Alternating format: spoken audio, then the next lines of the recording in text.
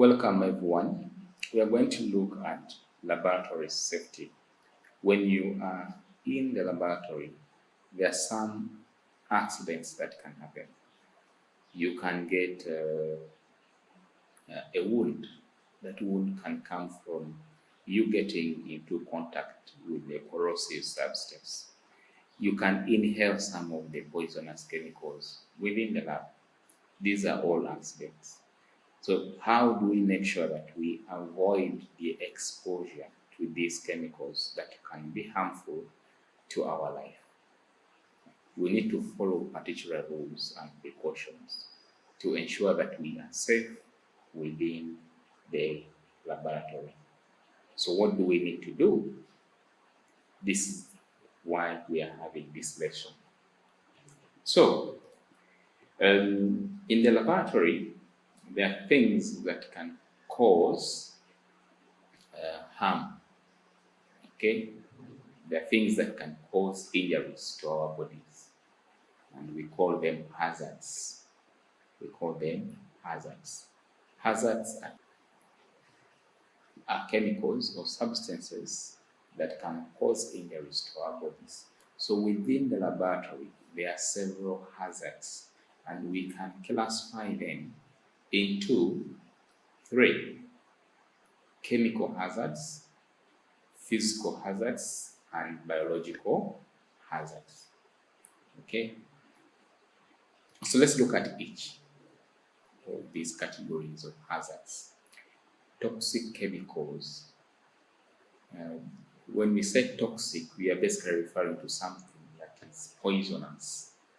Okay, that means if you ingest or inhale, or even get into contact with it, it will damage your body. Okay, so there are many examples of these toxic chemicals. One, acids, bases, heavy metals, and organic solvents. Of course, now you may not know what these chemicals are. What is a base? What is an acid? What is a heavy metal? What are organic solvents? Don't worry. You will look at them in your subsequent topics. Okay? But basically, just know that within the laboratory, these chemicals are there, but they are not safe to touch, to inhale, to do what. No. So be very careful with them. And then we come to the flammable and combustible liquids. The word flammable refers to anything that can easily catch fire. That is what we call flammable. Anything that can burn is combustible. Combustible. It can be a combustible liquid, kerosene, for example, or even certain alcoholic drinks, spirits. Okay, they are highly flammable. Okay, so that means that when you're handling those substances that are highly flammable and combustible, please don't play around with them, especially in relation to any source of heat. If you put them close to a source of heat, they can boom and you have fire. So like I said, non-alcoholic ethanol or spirits can actually be very flammable. And this acetone here, methanol, ethanol, and acetone, avoid them. And then we have those chemicals that are corrosive. Corrosive, you get into contact with them, they burn you, okay? They damage the skin, they cause tissue injury when you get into contact with them. Acids are corrosive, and in the laboratory we have sulfuric acid, we have hydrochloric acid, and even some bases are highly, for example, sodium hydroxide. They are corrosive. So that is where you need to put on gloves, have a laboratory coat, put on goggles, such that these things do not get into contact with any part of your body. That's why you need to put on shoes, a lab coat, and a long brace, proper long brace. Okay, so they are corrosive substances.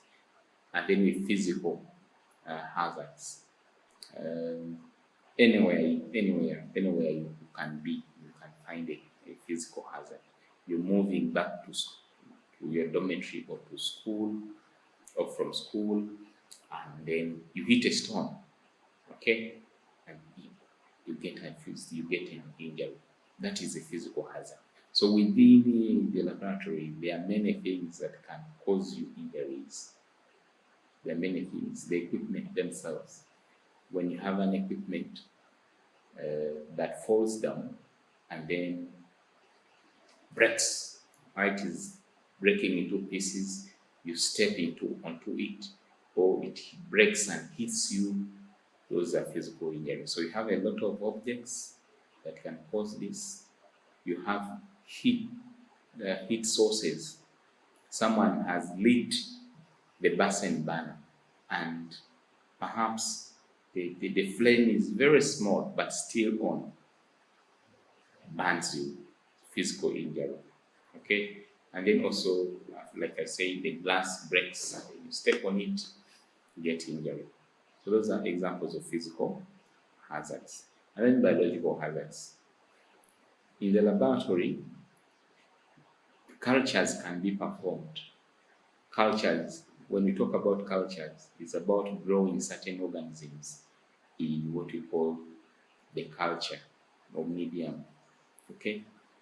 So these microorganisms, if you get into contact with them, you can get an infection.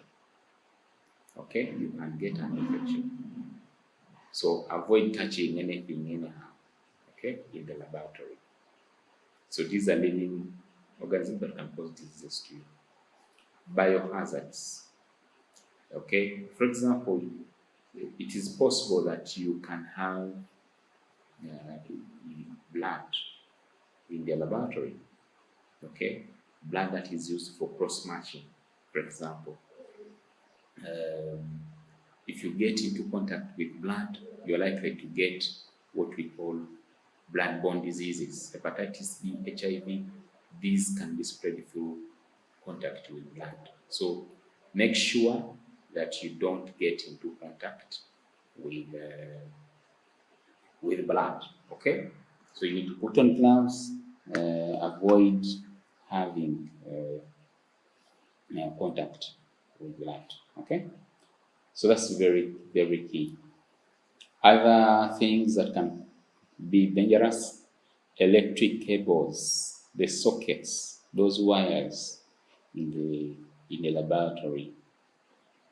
Can handle them with care, because you can get electrocuted, what we call electric shock. Okay, so please avoid them. So if you see any bare wires, that means those that are not insulated. If you see any sparks, electrical sparks, please report them to your teacher or to the laboratory technician. And then there are some gases that are stored in cylinders. They are stored there under high pressure. Avoid tampering with the screws and trying to move the gauges anyhow. It can burst and it will cause an explosion. So in the laboratory, there are different things are labeled according to the extent to which they pose a risk to us. So we need to be able to interpret these signs. If we see a container that is labeled with a symbol, for example, this symbol here, it means don't place it close to a source of fire. It will easily burn. That is highly flammable. Okay, easily catches fire.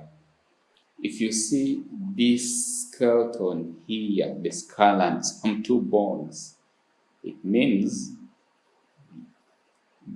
be extremely very careful. The moment you get exposure, it's likely to result into death.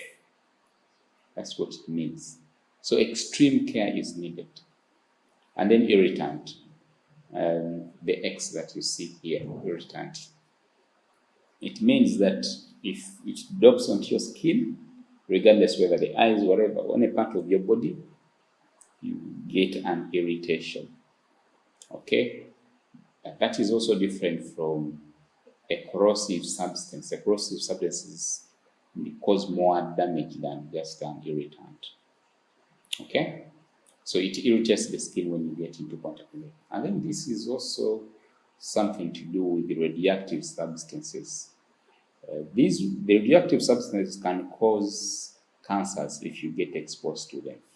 So please avoid exposure to these radioactive substances. Okay, so radioactive substances, we have looked at them. Corrosive, I've just mentioned. The corrosive ones damage, burn the skin and create greater injury compared to something that is basically an irritant. Explosive, blow up. You don't want to be playing around with something labeled with this. This can explode and blow up, and then harmful, handle with care, otherwise to result into death. So that means that these ones don't inhale and don't ingest. That's why we don't encourage people who eat things within the lab, no eating in the lab. So like I said, in the lab, you need to have things that will protect you. The lab coat or the apron, the first aid kit, the gloves, fire extinguisher, and then the safety goggles. Okay? You can include others like the shoes that I have not mentioned here. If you don't put on closed shoes, when something spills and then lands on your foot, you get injuries. Okay? So you need to have all the things within the laboratory. Proper ventilation, for example, should be there. It ensures safety. So, what are the things that you need to consider when you are within the laboratory? What rules do you have to follow? We have explained that almost everything within the laboratory has a potential of causing an injury to you. So that means you need to be extra careful. So you need to be extra careful before you start the experiment, during the experiment, and even after the experiment. So before the experiment, don't just enter the laboratory without the appropriate authorization and without the appropriate supervision. If you're going to carry out an experiment, first understand what that experiment is. What do you need for that experiment? What are the risks associated with the things that you need for that experiment? Okay, and then take the necessary precautions. And then the third one is put on the necessary PPEs, the things that will protect you. We call them personal protective wear or equipment. So the gloves, the goggles, the apron, these are PPEs, personal protective equipment. Put on them before you start the experiment.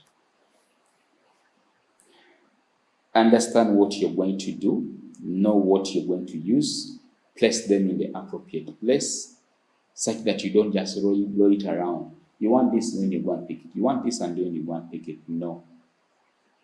Look at the steps of the procedure or the experiment, get everything that you want, know how to handle them, place them in the right place before you start the experiment. Okay? That is very important. Don't eat anything in the lab.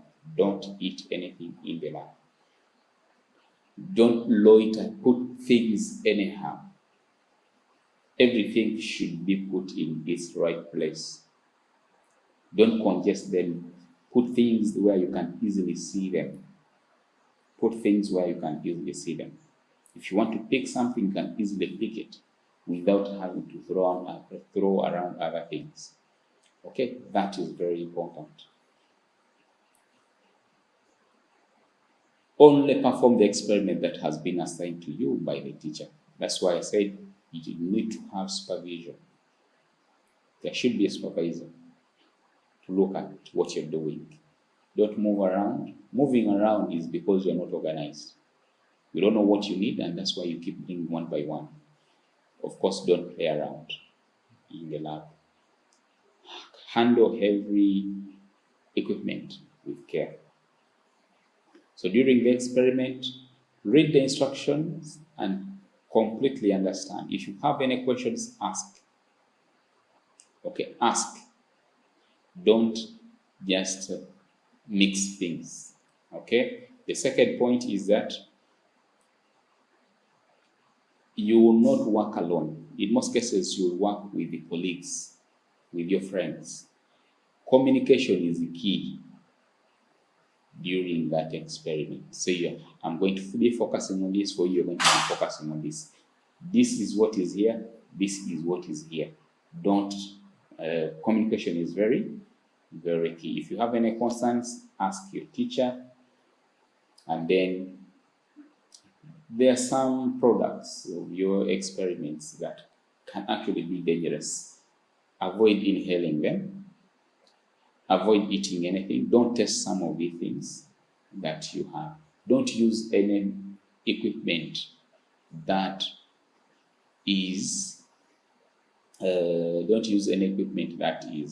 faulty. Okay, don't use any equipment that is faulty. Handle everything with care. If there is any chemical that has spilled on the ground or on anything, clear it, but also communicate to your teacher. Don't clear anything with your bare hands. That's why communicating with the teacher is very important. He will guide you on how to clean that spillage. And then be focused, be very organized. If you're not organized, that's the source of problems. After the experiment, make sure that you dispose of the things that you have used, the things that you can dispose of appropriately. Okay? And then the things that you're going to reuse should also be placed in their appropriate places. That's very important. Wash your hands thoroughly. Report anything to do with any spillage, any injuries, or any accidents to your teacher after the experiment. So that marks the end of this presentation, where we have focused a lot on what we need to do when we are in the laboratory. Thank you.